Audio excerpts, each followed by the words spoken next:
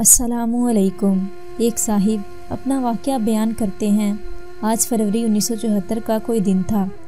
मैं CMH अस्पताल रावलपिंडी के एक कमरे में अपनी माँ के हाथ पर सर रखकर इसे देखे जा रहा था। वो नीम कोमा की हालत में थी। इसके गुर्दे काम करना बंद कर चुके थे और इस वक्त इनका आखिरी सहारा डायलिसिस मशीन ही थी। ये मशीन साइज़ में इतनी बड़ी थी कि इसने सारे कमरे को घेरा हुआ था। इस ज़माने में इस मशीन का इलाज कोई आम न था। वो एक वक्ती मोहलत मुहैया करती थी कि जिसके इस्तेमाल से गुर्दों को दोबारा चलाने की कोशिश की जाती थी। एक हल्की सी उम्मीद थी कि शायद ऐसा हो जाए। एक ही जगह सर रखने की वजह से मेरी गर्दन रुकने लगी थी। मैंने सर उठाया और माँ का हाथ पकड़ लिया। आज इसके हाथ की उंगली में फिरोज़े की वो अंगूठी मौजूद न थी जिसे जब भी मैं माँ का हाथ पकड़ता घुमाता रहता था। मुझे ऐसा करना बहुत अच्छा लगता था। अस्पताल वालों ने माँ को अस्पताल दाखिल करते वक्त इसको उतरवा दिया था। मैंने जो ही माँ का हाथ पकड़ा तो बचपन की सारी ज़िंदगी मेरी आंखों में घूम गई। मेरी माँ बुर्का पहनती थी और जब भी बाजार जाती मैं ज़िद करके इनके साथ जाया करता था। सारे रास्ते इसका हाथ पकड़े रखता। जब वो दुकानदार को पैसे देने के लिए हाथ छुड़वाती तो मुझे बहुत बुरा लगता था। ना जाने क्यों मुझे बचपन से ही डर रहता था कि मैं इससे कहीं बिछड़ ना जाऊं। मेरे वालिद इस ज़माने के मर्दों की तरह सख्त मिजाज थे। इसके अलावा फ़ौज की नौकरी और इंतहाई दर्जे की ईमानदारी ने इनकी सख्त गिरी में इजाफा कर दिया था। अब इतने अरसे के बाद जब वो ज़माना याद आता है और मैं इन दोनों के बारे में सोचता हूँ तो एहसास होता है शायद वालिद सख्त मिजाज न थे। बात सिर्फ यूँ थी कि मेरी माँ ज़्यादा नाजुक मिजाज थी। इसकी वजह ये थी कि वो खुद सिर्फ 5 साल की थी जब मेरी नानी का इंतकाल हो गया और इस मरहूमी ने शायद इन्हें ऐसा बना दिया था। मुझे याद है मेरे बचपन में माँ अक्सर कहा करती थी माँ दुखी रहा करती थी। शायद इन दिनों माँ का दुख सिर्फ एक था, घर में ना रुकने वाली मेहमानदारी और बच्चों को महंगे स्कूलों में पढ़ाने के लिए खर्च और महीने के आखिर में वालिद की तनख्वाह कम पड़ जाती थी। मैंने कई मर्तबा माँ को इसी परेशानी में छुप छुप कर रोते देखा है। इसलिए मेरे लिए सबसे अच्छे वो 3 महीने थे जब मैंने सिर्फ 9 साल की उम्र में नौकरी की थी, जिनमें मैं अपनी 120 रुपये वाली तनख्वाह के 70 रुपये माँ के हाथ पर रखता था। ऐसे में इनका चेहरा खिल जाता था। तब मैं सोचता था कि बस एक मर्तबा मैं अपने पैरों पर खड़ा हो जाऊं तो मैं कभी अपनी माँ को रोने नहीं दूंगा। मैं एक फेमिनिस्ट हूँ और मुझे फेमिनिस्ट किसी NGO ने नहीं बल्कि माँ के आंसुओं ने बनाया है। मेरे लिए इनका रोना बर्दाश्त से बाहर था। इन्हें यूँ रोता देखकर मैं भी रोने लगता। वो हमेशा मुझे चुप करवाने लग जाती। मुझ जैसे अकड़ शख्स में शायरी और अदब का जो शौक़ है इन्हीं से आया है। मेरे अपनों में सिर्फ मेरी माँ ही थी जिसे मेरे कुछ अशार याद थे।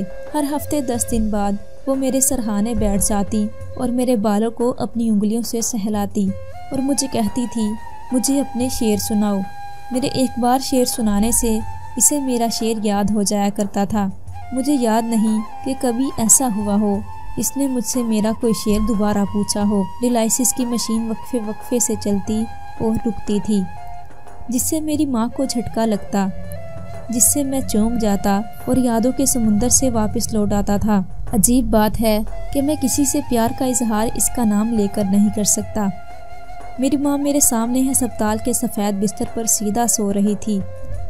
कभी कभी कोमा से लम्हा भर के लिए बाहर आती तो इसकी एक आध उंगली हिल जाती। मैं हकीकत और ख्यालों की दहलीज पर खड़ा था। कभी अस्पताल के कमरे में वापस जाता तो कभी अपनी यादों की दुनिया में लौट जाता। आखिरी उम्र में इसके गम और ही थे। एक तो मेरी बहन के यहाँ औलाद न होने का गम और दूसरा बड़े भाई की जुदाई का गम जिसका इसने कभी किसी से इजहार नहीं किया। हम 2 भाई और एक बहन हैं। बड़ा भाई बाहर के मुल्क जाना चाहता था लेकिन वालिद साहिब इजाज़त नहीं देते थे, मगर माँ ने मिन्नत समाजत करके इसे जर्मनी जाने की इजाज़त दिलवाई। जिस दिन मेरे भाई ने बाहर जाना था वो दिन माँ बेटे की मिलाप का आखिरी दिन था।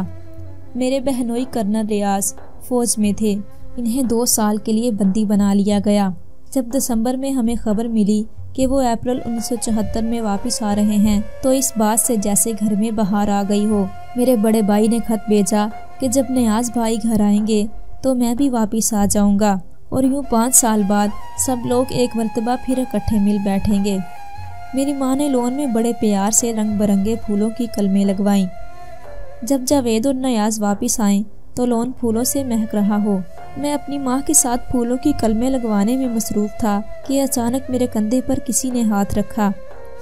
मैंने मुड़कर देखा तो वो मेरे वालिद थे और ये कि मैं अपने घर के लॉन में नहीं बल्कि अस्पताल के इसी कमरे में मौजूद था। मेरी माँ बिस्तर पर थी। उन्होंने मुझे बाहर आने के लिए कहा।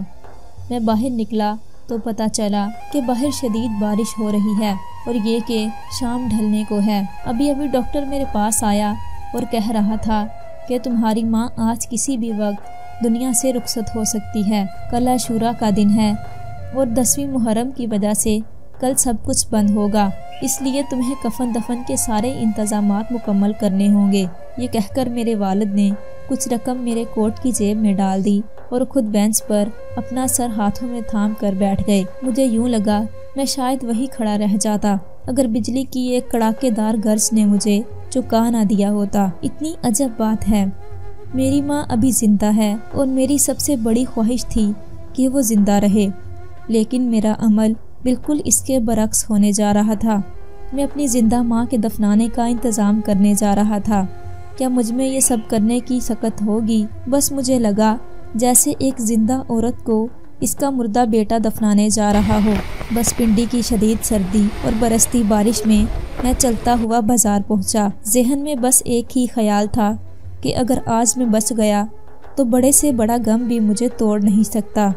मैयत का साइज़ बड़ा है या छोटा? दुकानदार का सवाल चीरता हुआ मेरे अंदर से गुजर गया। दिल तो कह रहा था कि मैं चीख चीख के कहूँ कि ऐ दुनिया वालों, मेरी माँ जिंदा है, मेरी माँ अभी जिंदा है। लेकिन ये चीखें मेरे अंदर कहीं ढूंढ रही थी। मैं रोया भी नहीं, इसीलिए कि शायद आसमान पिछले कई घंटों से मेरे लिए ही रो रहा था, और अगर रोता भी तो बारिश में मेरे आंसुओं को किसने देखना था। दुकानदार ने शायद खुद ही अंदाज़ा लगा लिया था कि बड़ा कफन चाहिए। गालिबन तसल्ली के लिए कहने लग गया, बहुत खुशकिस्मत लोग हैं जो इन पाक दिनों में इस दुनिया से रुखसत हो जाते हैं। मेरे जहन में एक बात जैसे फंस गई थी कि अगर आज मैं बच गया तो बड़े से बड़ा गम भी मुझे कभी नहीं तोड़ सकता। कफन दफन की चीज़ें घर पहुंचाकर जब दोबारा अस्पताल पहुंचा तो मेरी माँ जैसे मेरा ही इंतज़ार कर रही हो। आखिरी आवाज़ जो इसके होंठों से निकली वो मेरा ही नाम था, लेकिन पूरा ना ले सकी।